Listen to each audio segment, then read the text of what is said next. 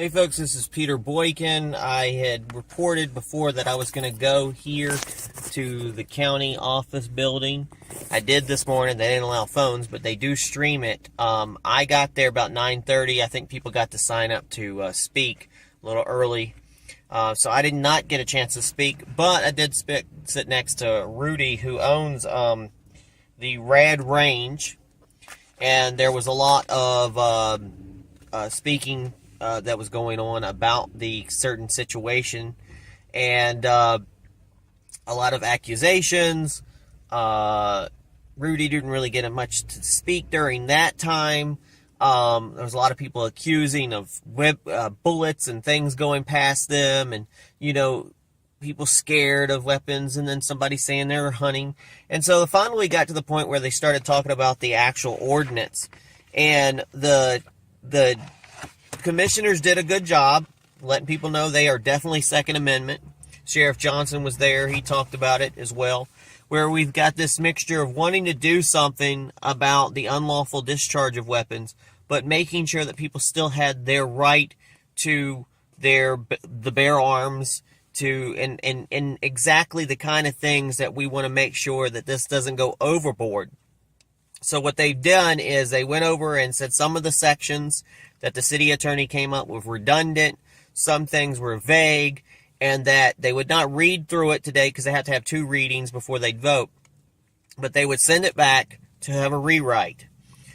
During this time, Sheriff Johnson was called up to speak about it, and he talked about what was going on. And then finally Rudy, because they kept asking questions and stuff, he was able to, as an expert witness of owning a gun range, was able to attest about the situation and how he did everything properly, how his range does.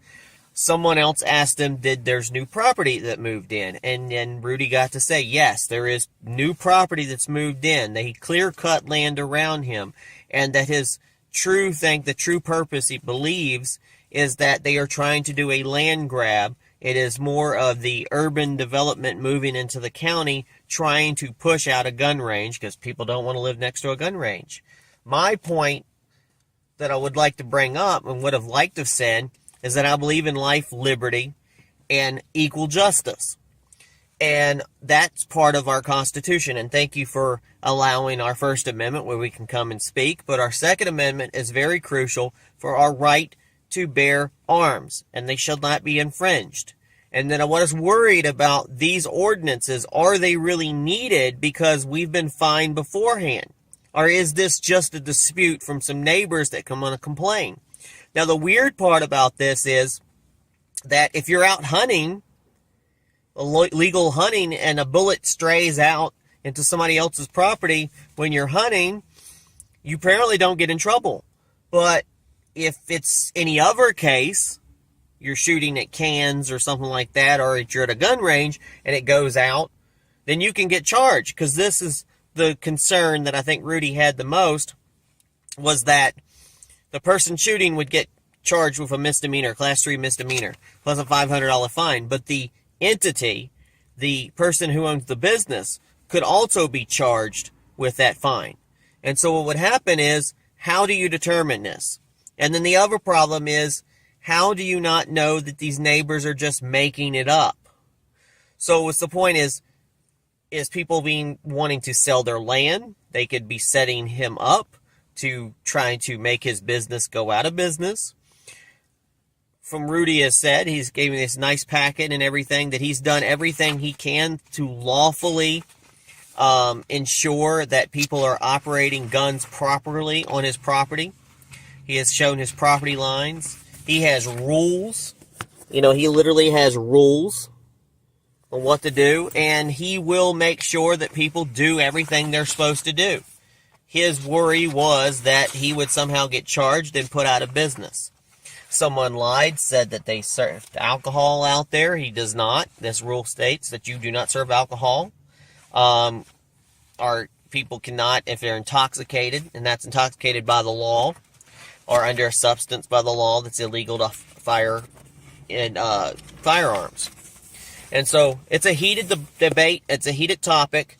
The main concern is, where do we, like anything else, Where do we ensure that we have our gun rights without infringing on our gun rights, but keep people safe? And where does this become just a neighbors talking about bullets whizzing by their heads and stuff, and a tree, and they made it sound like there's a war zone going on, and they're daily buzzing past trees, and there's bullets going this way. Well, how do you know they're coming from the gun range, and how do you not know they're coming from somebody shooting out and shooting weapons to hunt? Why does the gun range get blamed on everything? And that's the chief concern. So the next meeting, I think, is April 17th. I'll probably come back to that. We'll see the update. Hopefully there'll be some resolution. More than likely they might be an ordinance, but they want to make sure the wording of the ordinance does not encroach on our Second Amendment, does not encroach on businesses, does not cause problems. I still feel like that we don't really need an ordinance. Why does Alamance need to be the first place? And I worry about the abusing of these ordinances, because today it could be a gun range.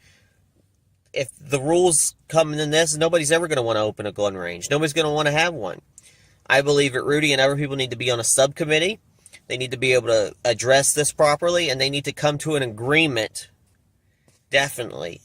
I do think the commissioners meeting need to have more of a debate on these things, a little bit more of a procedure on making sure people like Rudy get to speak properly without him having to basically, freak out and say, hey, can I speak? Can you please speak?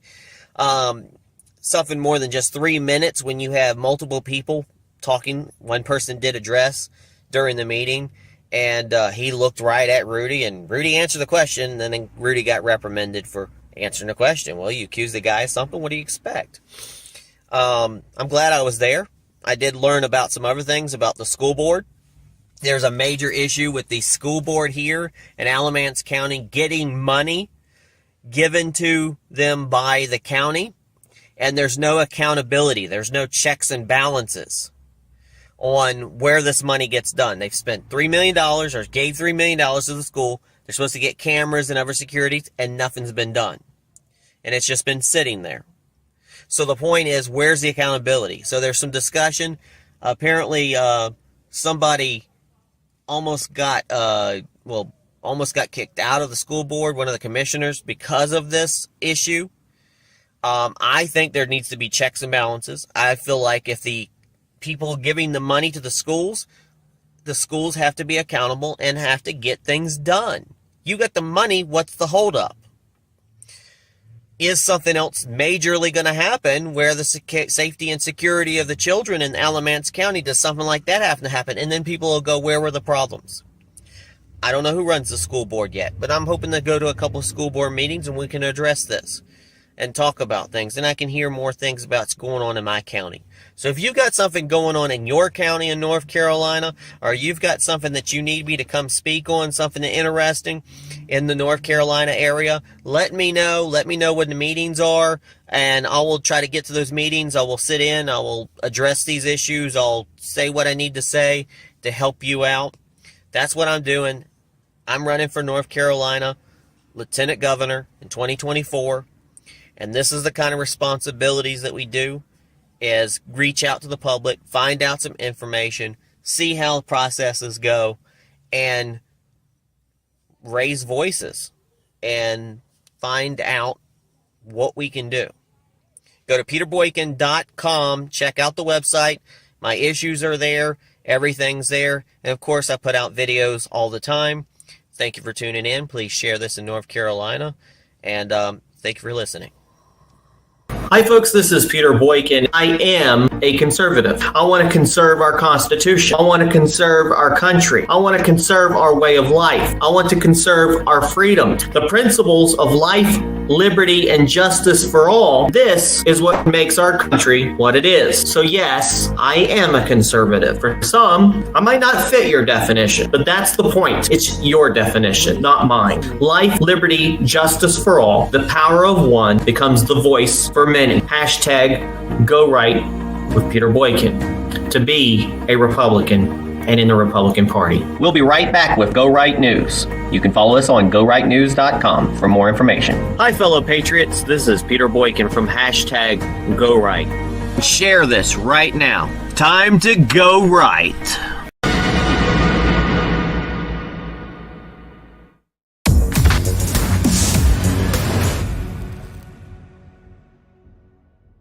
Hi folks, this is Peter Boykin. I am a true we the people, grassroots Americans first constitutionalist for North Carolina. Overall, I believe North Carolina, America needs economic stimulation, protection on our border, quality education, medical freedom, secure elections, jobs and job security, and improved affordable health care options for everyone. Because together, North Carolina can be united for a greater America. We should put America first, and that means putting Americans first. We are supposed to be a first world nation, so let's start taking care of all of our citizens. Healthcare, food, education, civil rights, and more should never be a left or right issue. The principles of the Republican Party, the right of the individual to achieve the best that is within him, as long as he respects the rights of others, is the source of our nation's strength. Government exists to protect the freedom of opportunity in which each individual's creative ability can flourish. Government activities should be limited to those things which people cannot do at all or cannot do so well for themselves. The most effective government is the government closest to the people. Those who cannot provide for themselves should be assisted by both government and society, but that every effort should be made to help them become self-supporting citizens. Equal rights, justice, equal justice, and equal opportunity belong to all, regardless of race, creed, age, sexuality, sex, gender, or national origin. The preservation of our nation and the security of our citizens depend upon the Constitution, the laws, and the courts, and that respect for them is the responsibility of every individual. The government is accountable for maintaining sound money and a responsible economy. Individual rights, liberties, and properties are continuously eroded when citizens are oppressed by excessive taxation, inflation, government waste, and overregulation. The government is responsible for national defense, and only a strong America can remain a free America. It is absolutely essential to maintain a strong national defense posture in order that we may at all times negotiate from a position of strength, not weakness, and that the republic is based on. As a constitutionalist, I am committed to the preservation of this country, and this is my goal today and for the future. And that's what makes me a conservative. The power of one becomes the power of many, the voice of many. Time to hashtag with Peter Boykin. Peter Boykin for North Carolina Lieutenant Governor 2024.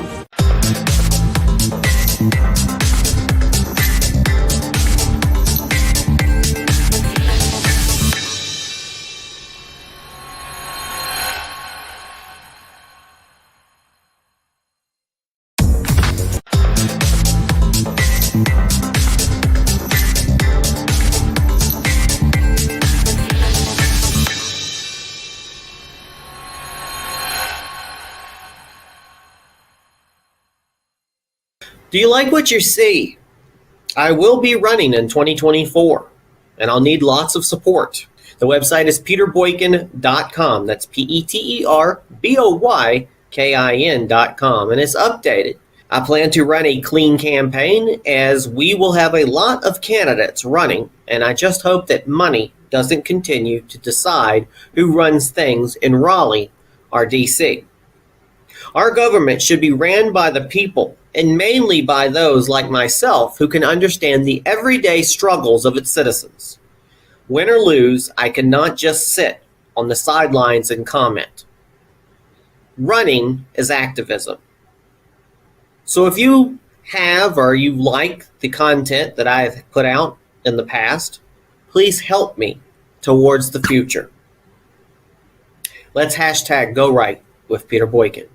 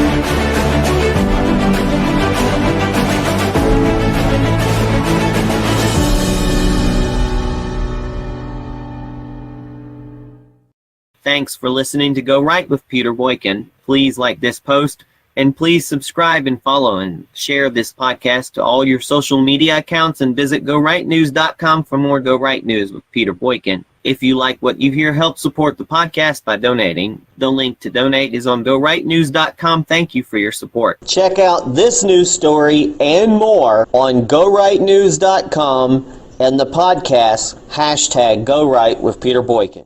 Go right and register to vote. Your vote matters, so vote. Go right and vote. Hashtag Go Right. Go right. Do right. Be right. Go right. Do right. Be right. Lead right. Think right. Vote right. Vote right. Think right. Lead right. Hashtag Go Right. It's time to join the Go Right movement. It is time to hashtag Go Right for America. Join us at GoRight.us and GoRightNews.com.